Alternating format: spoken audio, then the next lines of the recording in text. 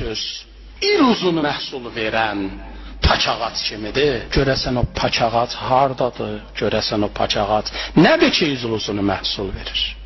Sözün düzü biz bu paç ağacı düşünmək üçün ikinci hissəyə yanaşmamalıyıq. Yəni biz o ağacı tapa bilməyəcəyik, il uzunu məhsul verən ağac nədir? Qayıdıb sözün əvvəlində onu məna eləməliyik.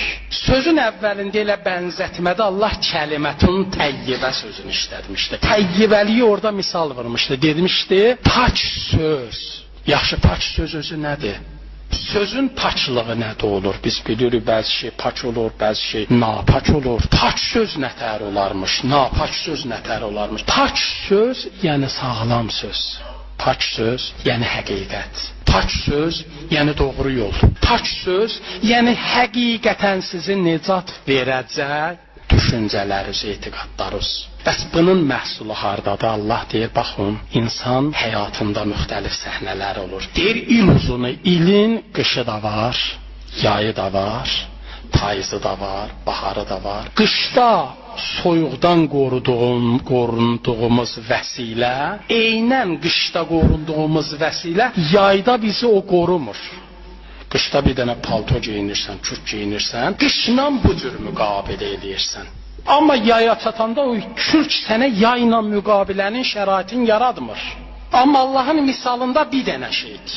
Bəs görəsən o bir dənə şey nədir ki, bir dənə olduğu surətdə həm soyuqdan qabağını ala, həm istidən qabağını ala, həm bahar fəslinə uyğun şərait yarada, həm payız fəslinə uyğun şərait yarada? Deyirlər, bunun cavabı bir dənə şeydir. O da doğrudan sağlam etiqaddır.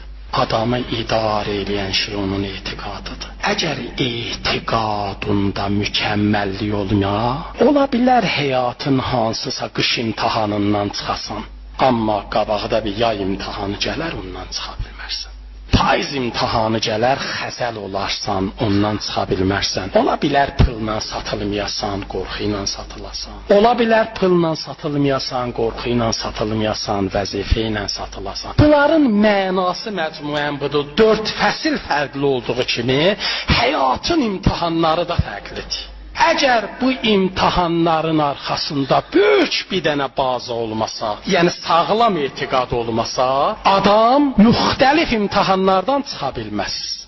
Adam axar, sürüşər, möhkəm dayana bilməz. Hardan deyir? Bunun davamı deyir. Və məsəlü kəlimətin xəbisə və xəbisə kəlmənin şəcərətin xəbisə tutussə min fawqil əsmaləha min qərar.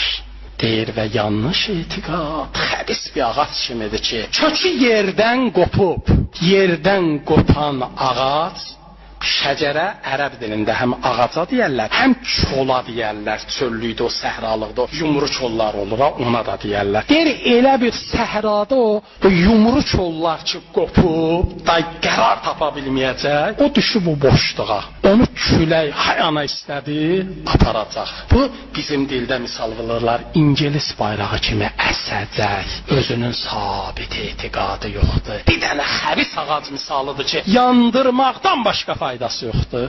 Allah and verirəm əzəmətinə, böyüklüyünə. Allah bizim etiqadımızı şəcəri təyyibə, köklü, əsaslı və sağlam bir etiqad, düşüncə qərar versin.